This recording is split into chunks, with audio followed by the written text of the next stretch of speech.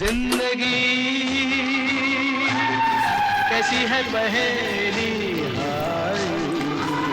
हाँ जी, कैसे हैं आप लोग। माना हमें मिले काफ़ी समय हो गया, पर कह रहे थे कि एक कहानी सुनोगे क्या। तो ये कहानी है एक मिडिल क्लास लड़के के दिन रात एक ही सपने को देखने की। ये कहानी है उसके उसी सपने के पूरे होने की। हाँ जी, ये कहानी है मेरे पहले कैमरा की।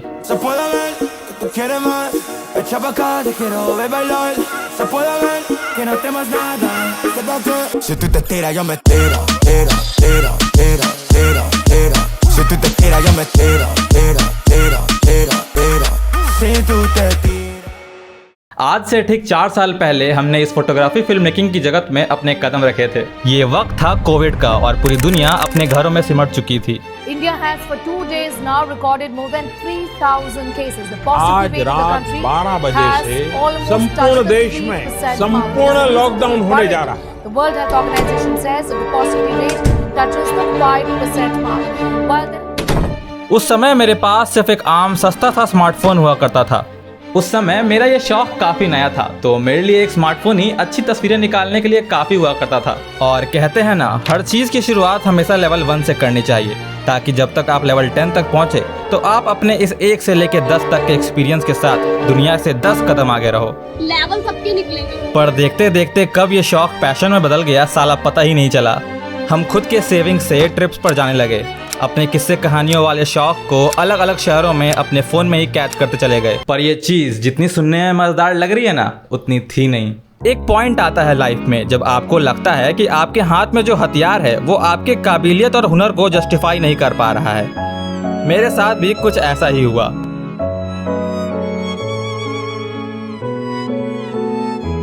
हम जब भी ट्रिप्स पर जाते नए नए लोगों से मिलते, ऐसे लोग, ऐसे फोटोग्राफर्स, ऐसे फिल्म मेकर्स जिनके पास एक से एक खतरनाक कैमरा, और हम अपने फ़ोन के साथ।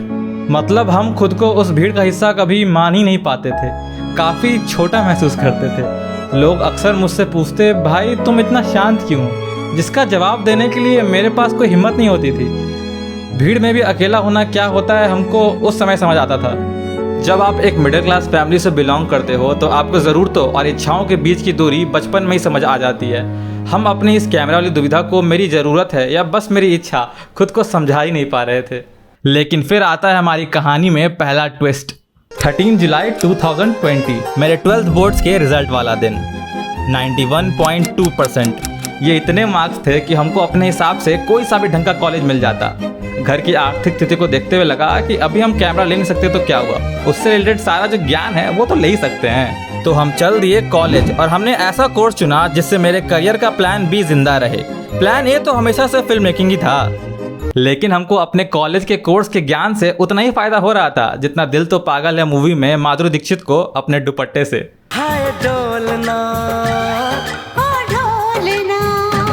तो धीरे धीरे मेरी अटेंडेंस भी किसी कैंसर पेशेंट के बालों जैसे घटती ही चली गई। अब हम घर पे रह के खुद को नए स्किल्स में इन्वेस्ट कर पा रहे थे, पर साथ ही खुद को पूरी दुनिया से पीछे होते हुए भी महसूस कर रहे थे।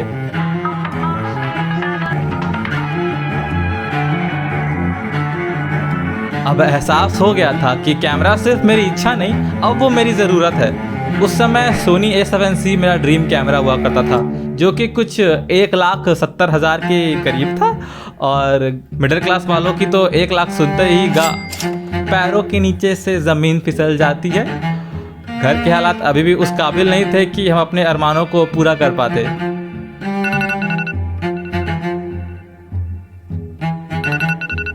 अब मेरा रूटीन सुबह उठने के साथ और रात को ठीक सोने से पहले अमेज़न और फ्लिपकार्ट पे अपने मनपसंद कैमरा को स्टॉक करने का हो चुका था।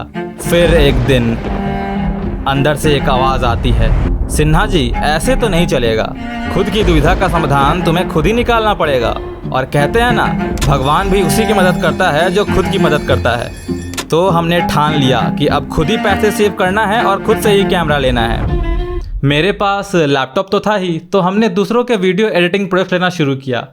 फिर क्या, दिन के 12-14 घंटे स्क्रीन के सामने लगातार घिस घिस के दिन से रात, महीनों तक।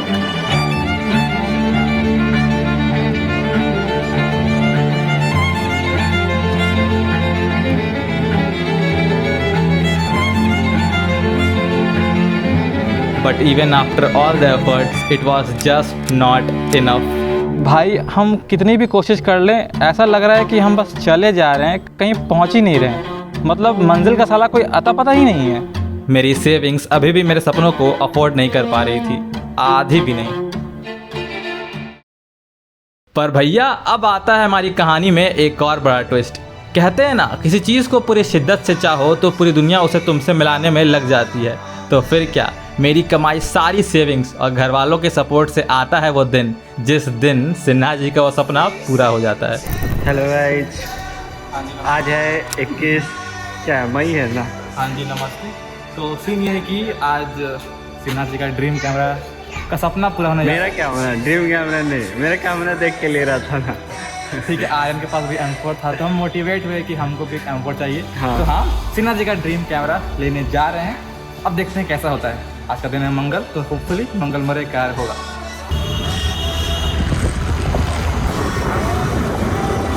हाँ जी, तो हम लोग फिलहाल आए हैं कैमरा को और एकदम से सारा अकाउंट खाली हो गया है, किडनी बचा गया है। और वो दिन, वो पल, वो लम्हा, हम एग्जैक्टली क्या फील कर रहे थे, शायद मेरे शब्दों में इतनी क्षमता नहीं कि हम समझा पाएँ। मेरे हाथ पैर काँप रहे थे, अंदर से ज़ोरों से धक धक वाली फीलिंग, वो एहसास कि आगे मेरी पूरी लाइफ अब बदलने वाली है। जो सपना हम पिछले 4 सालों से देखते आ रहे थे वो अब पूरा हो चुका है। जितना पसीना पटना के 44 डिग्री वाली गर्मी से नहीं आ रही थी, उससे कहीं गुना ज़्यादा इस अंदर हो रहे घबराहट से हो रही थी कि अब आगे मेरी लाइफ में क्या होगा। शायद 2020 वाला अंकित सिन्हा ये लम्हा को जीता, मुझे देखता तो बुड़बक उसी वक्त रो देता। उसे यकीन ही नहीं होता कि उसका ये सपना कभी पूरा भी हो सकता है। लेकिन अगर उसको हम कुछ कह पाते, समझा पाते तो बस इतना ही कहते, हौसला रख सिन्हा, हर चीज़ का सही समय आता है, तेरा भी ज़रूर आएगा। तो this is my Sony A7 IV, मेरे ड्रीम कैमरा से भी एक लेवल आगे। मतलब कहाँ एक वक्त सोनी A7C भी मेरे औकात से बाहर था और कहाँ फ़िलहाल मेरे पास सोनी A7 IV मेरे हाथों में है। मतलब वक्त बदल गए, जज्बात बदल गए वाला मोमेंट हो गया मेरे साथ। तो कुछ सपने, कुछ ख्वाहिशें ऐसे होते हैं जो शायद पूरा होने के लिए कभी बने ही नहीं होते, पर साला हम मिडिल क्लास लोगों की तो आदत ही होती है, सपने औकात से बाहर देखते हैं और मेहनत काबिलियत से ज़्यादा करते हैं। पर वही बात है ना कि अगर आप अपने आर्ट को लेकर पैशनेट हो, आपको अपने हुनर पर पूरा भरोसा है, तो भगवान भी आपको आपके मंजिल तक पहुंचाने के लिए आपके बीच मझधार में फंसी कश्ती को धक्का देने वाला काम करता है। पर सिन्हा जी अब आगे क्या? आगे ये कि सबसे पहले तो जितने लोगों की मेहनत मेरे इस अचीवमेंट के पीछे है, हम उन सबको शुक्रिया अदा करना चाहेंगे। ये उनके भरोसे के बिना संभव हो ही नहीं पाता। वैसे शुक्रिया अदा तो बड़ा फॉर्मेलिटी से साउंड कर रहा है, बट हम उन सबको बस इतना कहना चाहेंगे कि आई विल मेक श्योर मेरे ऊपर जो भरोसा रखा गया उसको हम पूरी शिद्दत से जस्टिफाई करेंगे। हम खुद को बस एक यूट्यूबर या किसी प्लेटफॉर्म बेस्ड आर्टिस्ट होने तक खुद को सीमित नहीं रखेंगे। हम अपने आर्ट को लेकर पहले से भी कहीं ज़्यादा डेडिकेटेड रहेंगे। ये कैमरा लेना तो बस शुरुआत है, बस एक ट्रेलर है, पूरी पिक्चर तो अभी बाकी है मेरे दोस्त।